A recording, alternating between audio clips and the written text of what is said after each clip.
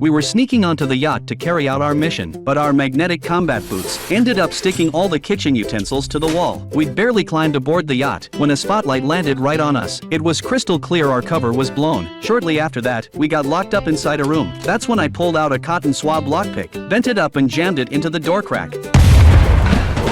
We then snuck down into the basement and planted explosives on the money laundering system. Afterwards, we bolted for the deck to make our getaway. Right as I was about to escape, a woman pointed a gun straight at me. I didn't take her threats seriously at all and leaned backward to jump into the ocean. Instead, I tumbled down from the second level onto the lower deck. I then made a second attempt and jumped into the sea to get away. The next day, our agency showed us their brand new simulation gear. It was designed to mimic real-life field missions. I slipped the device onto my head, and my entire field of vision shifted instantly. I spotted the target following the on-screen prompts and went to grab a wooden plank in the sim, but in reality I picked up a regular book instead. I whacked a random customer with the book and knocked him flat on the ground. Soon another target popped up on my HUD, so I hopped straight onto the elevator. The second the elevator doors slid open, I lunged forward and attacked the target. I snatched an umbrella sitting nearby next and fired away non-stop at my mark like it was a gun. I followed the simulation cues over to a bakery after that, and the target showed up once more. I edged sideways to creep up close to him, but the second I got within reach, he whipped out a gun and fired back at me. Turns out my supposed enemy was just an elderly man in a wheelchair. I kicked out at the old man on reflex, only to find out I'd been cast as the villain in the simulation. A tough goon then marched right toward my position. I grabbed whatever weapon I could find at once and got into an all-out brawl with a restaurant server. I wound up coming out on top of the fight